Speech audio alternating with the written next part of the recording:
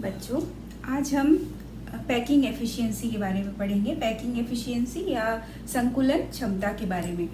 आप सभी ये जानते हैं कि जो ठोस होते हैं, ठोस में सारे अवयवी कण एक दूसरे से बहुत ही क्लोजली पैक होते हैं। तो ऐसा लगता है कि यहाँ पे कोई गैप नहीं होगा, लेकिन ऐसा नहीं होता है। जब हम कई सारे गेंद को अगर मान लीजिए हम एक साथ रखते हैं, अगर हम ऐसा मान लें कि हम जो गेंद होता है उसको अगर हम इस तरह से रखें एक के बाद एक के बाद, तो भी यहाँ पे कुछ ना कुछ खाली स्थान रहता है। तो ऐसे ही ठोस के कण भी, ठोस के जो अवयवी कण होते हैं वो भी इसी तरह से अरेंज हैं, लेकिन फिर भी उनके बीच बीच में कुछ ना कुछ जगह खाली रहती है। तो यहाँ पैकिंग एफिशिएंसी का अर्थ ये है कि पूरे ठोस में या पूरे क्रिस्टल जालक में अवयवी कणों द्वारा घेरा गया कितना आयतन है और कितना शेष बच रहा है। मतलब अवयवी कणों द्वारा आयतन जितना घेरा जाता है उसके अलावा भी उसमें कुछ ना कुछ स्थान शेष रह जाता है। तो कितना स्थान घेरा गया है अवयवी कणों का वो कहलाता है, अवयवी कणों द्वारा उस क्रिस्टल में कितना स्थान घेरा गया है वो कहलाएगा पैकिंग एफिशिएंसी या संकुलन क्षमता। इसका परसेंटेज यदि देखें तो कितने, मतलब 100% है तो मान लीजिए 50% अवयवी कणों द्वारा घेरा गया है, या 60% घेरा गया है, या 70% घेरा गया है, वो हम कैलकुलेट करेंगे। डिपेंड करेगा कि हम किस तरह के क्रिस्टल जालक की बात करते हैं। तो परसेंटेज जो पैकिंग एफिशिएंसी है या प्रतिशत संकुलन क्षमता को हम इस प्रकार से परसेंटेज निकाल सकते हैं फॉर्मूला से।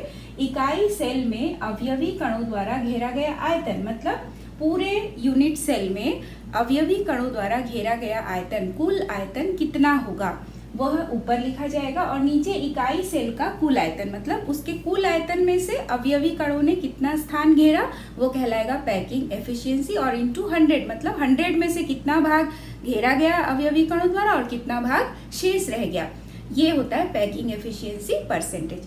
तो अब हम देखेंगे कि कैसे अलग अलग क्रिस्टल के लिए हम पैकिंग एफिशिएंसी कैलकुलेट कर सकते हैं। तो सबसे पहले हम सिंपल एक क्रिस्टल लेते हैं। सबसे पहले सरल जालक लेते हैं, जो सरल क्रिस्टल क्यूबिक सेल हम लेते हैं सबसे पहले।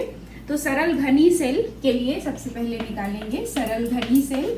इसकी तुलना हम इस प्रकार से ऐसे 4 एक बना देते हैं, मतलब एक विमीय संरचना एक तरह से मान सकते हैं इसको, एक विमीय संरचना इसको बना लेते हैं।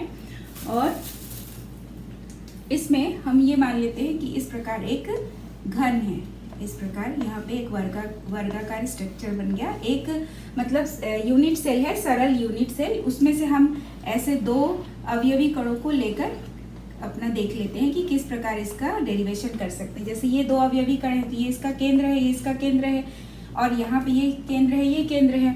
तो इस प्रकार जो अवयवी कण होंगे वो इस प्रकार से जुड़े हुए हैं। तो इसको कैसे कैलकुलेट करेंगे, तो इसके केंद्र से यहाँ तक की दूरी और यहाँ तक की दूरी, मतलब ये जो एज, इसका जो एज लेंथ है, मतलब कोर की लंबाई है, वो मानी जाती है a।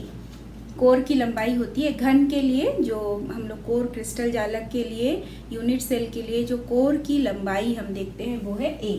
तो ये कोर की लंबाई हो गई। अब यदि यहाँ पर हम इसका आयतन निकालेंगे तो कोर की लंबाई का क्यूब हो जाएगा, तो वो आयतन हो गया। अब जैसे यहाँ से यहाँ तक की त्रिज्या है, तो यहाँ से यहाँ तक की त्रिज्या क्या हो गई r, और यहाँ से यहाँ तक की त्रिज्या क्या हो गई r। तो इस प्रकार हम इसको कैलकुलेट कर सकते हैं कि r है, तो ये r इक्वल टू क्या हो गया 2r। यानी हम यहाँ से यहाँ तक की बीच में ये इसके बीच में r, और यहाँ से यहाँ तक r, और ये पूरा जो कोर की लंबाई है ये हो गई a। तो हम यहाँ पर इसको कैलकुलेट कर सकते हैं। जैसे अगर हम दोनों के इस वर्गाकार जो स्ट्रक्चर है, यहाँ पर हम इसके बीच की दूरी ले तो 2r हो गया। तो 2r इक्वल टू हम क्या मान सकते हैं, a मान सकते हैं इसको। यहाँ से यहाँ तक 2r हो गया, और ये h की लंबाई भी हो गई a। तो यदि हम इसका घन निकालें, मतलब इकाई सेल का जब आयतन निकालेंगे, तो इकाई सेल का आयतन कैसे निकलेगा, इकाई सेल का आयतन बराबर हो जाएगा a क्यूब। अब a क्यूब है तो a क्यूब की जगह हम क्या लिख सकते हैं, चूंकि a बराबर है 2r, तो ये हो जाएगा 2r क्यूब। तो आ जाएगा आंसर 8r क्यूब। ये निकल गई हमारे लिए इकाई सेल का कुल आयतन। अब हम देखेंगे कि चूंकि हम सरल घनी सेल की बात करते हैं, तो सरल घनी सेल है तो सरल घनी सेल के लिए जो एक मान लीजिए, ये हम अवयवी गोला ले लेते हैं, इसको गोला एक मान लेते हैं, अवयवी कण को एक गोला मान लेते हैं। तो इस गोले का आयतन क्या हो गया, 4/3 पाई r क्यूब, ये हो गया। तो चूंकि हम इससे पिछली क्लास में हमने देखा था कि जो सरल घनीय सेल होते हैं उसमें परमाणु की संख्या होती है 1। हमने देखा था 1/8 × 8 करके कैलकुलेट किए थे तो 1 आया था, मतलब सरल घनीय सेल के लिए परमाणु की संख्या होगी 1। तो यहाँ हम जो इकाई सेल में अवयवी कणों द्वारा घेरा गया जो आयतन है, तो वहाँ पे चूंकि परमाणु की संख्या कितनी है, एक ही परमाणु है और उसके द्वारा घेरा गया आयतन है 4/3 पाई r क्यूब। तो यहाँ हो जाएगा 1 × 4/3 पाई r क्यूब। ये हम ऊपर लिखेंगे। ये एक कहाँ से आया, एक जो है वो सरल घनीय सेल के लिए परमाणु की संख्या हो गई। तो सरल घनीय सेल के लिए एक परमाणु है, एक परमाणु का आयतन क्या हो गया, 4/3 पाई r क्यूब। तो ये हम ऊपर लिखेंगे, बटा नीचे हो जाएगा 8r क्यूब, जो हम इधर आयतन निकाले हैं 8r क्यूब।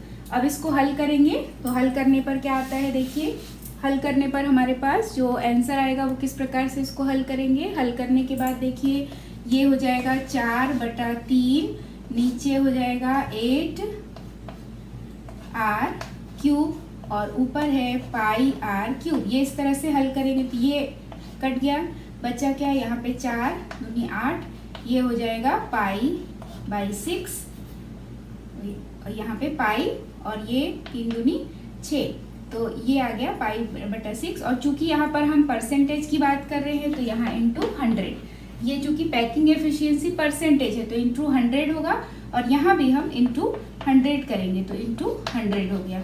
अब जब ये इंटू 100 है तो सॉल्व करने पर जो इसका मान आता है सरल घनीय सेल के लिए वो होता है 52.4%, है ना, 52.4%। अब चूंकि यहाँ पे आप खुद थोड़ा सा समझ सकते हो कि यहाँ पे परमाणु का आयतन जो हमने निकाला था, चूंकि यहाँ परमाणु की संख्या 1 है तो अवयवी कणों के द्वारा घेरा गया जो आयतन होगा वहाँ पर वो जो घेरा गया आयतन है वो भी कम होगा, क्योंकि परमाणु की संख्या क्या है, 1 है। तो यहाँ पर अवयवी कणों द्वारा घेरा गया आयतन का जो परसेंटेज है वो भी कम ही होगा, 52.4%। तो बहुत आसान है ये सरल घनीय सेल वाला, तो आप आसानी से इसको कंप्लीट कर सकते हैं। अब हम फेस सेंटर्ड जो क्यूबिक सेल है उसके लिए पैकिंग एफिशिएंसी या फलक केंद्रित घनीय सेल के लिए पैकिंग एफिशिएंसी परसेंटेज कैसे कैलकुलेट करते हैं ये हम सीखेंगे। फेस सेंटर्ड आप लोग सब जानते हो कि फेस सेंटर्ड जो क्यूबिक सेल होता है वो हम किस प्रकार से बनाते हैं। ये तो सिंपल घनीय सेल हो गया, इस प्रकार हम घनीय सेल बनाते हैं, ये घनीय सेल हो गया।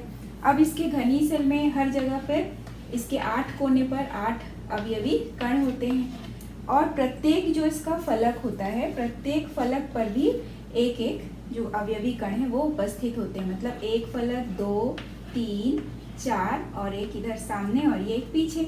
मतलब एक घन में अगर हम फलक देखें तो क्या होगा, यहाँ पर एक ऊपर और एक नीचे और 2 इधर साइड में और एक सामने और एक पीछे। तो इस तरह से टोटल फलक की संख्या 6 होती है। तो फलक केंद्रित घनीय सेल में जब हम परमाणु की संख्या ज्ञात करते हैं तो इस प्रकार से हमने निकाला था 1/8 × 8। मतलब ये वाला जो अवयवी कण होता है, ये अवयवी कण यदि है तो देखा जाए तो इस जगह पर वो अगर हम लें तो इस प्रकार से 8वां भाग होता है। मतलब ये एक पोर्शन जो है वो इस यूनिट सेल का पार्ट होता है, मतलब 1/8 पार्ट होता है इस यूनिट सेल के अवयवी कण का भाग। बाकी वो सब तरफ से जुड़ा है, ऊपर से, नीचे से, सामने, पीछे, सब तरफ से वो जुड़ा होता है। तो 1/8 पार्ट का ये अर्थ होता है।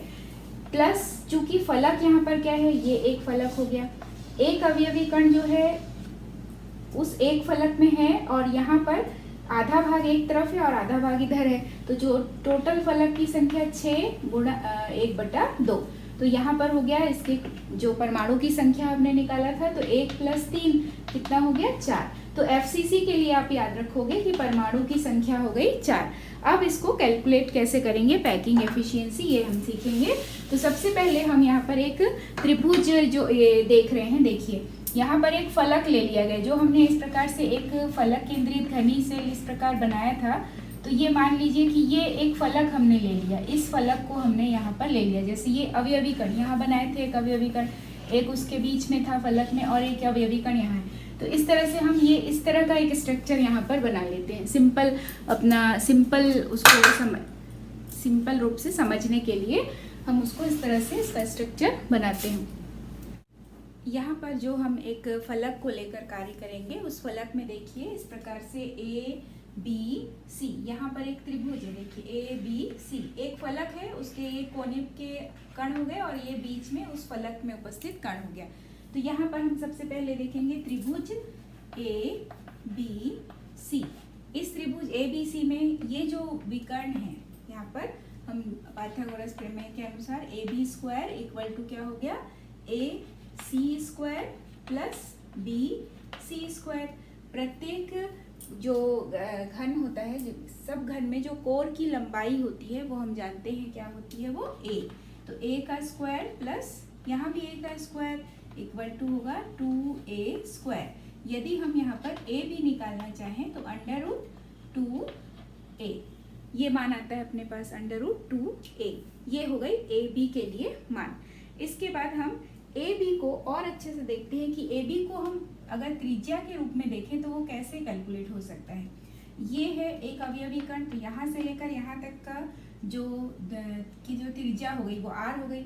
ये बीच में अगर हम ले लिए तो यहाँ से यहाँ ये केंद्र है, यहाँ से यहाँ तक की त्रिज्या r, यहाँ से यहाँ तक की त्रिज्या r, और फिर यहाँ से यहाँ तक की त्रिज्या भी हो गई r। तो ये ए बी को हम कैसे ले सकते हैं, ए बी को अगर त्रिज्या के रूप में लेंगे तो ये हो जाएगा 4r। ये तो एक में A B equal to under root 2 है, दूसरे में A B equal to 4r।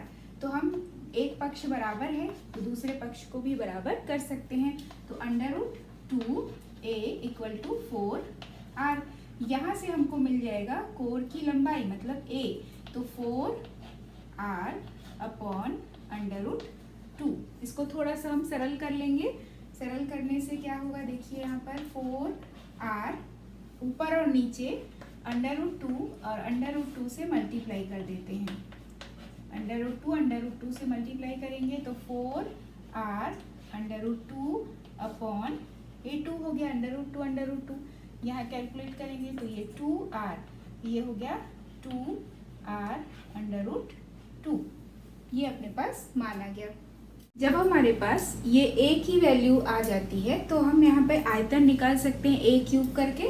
तो आयतन निकालेंगे a क्यूब यानी यहाँ पर 2r अंडर रूट 2 है, तो यहाँ इसका होल क्यूब कर दिए तो a क्यूब क्या आ जाएगा, 2 गुणा 2 गुणा 2 मतलब 8 हो गया, और r का भी क्यूब हो गया, r क्यूब हो गया।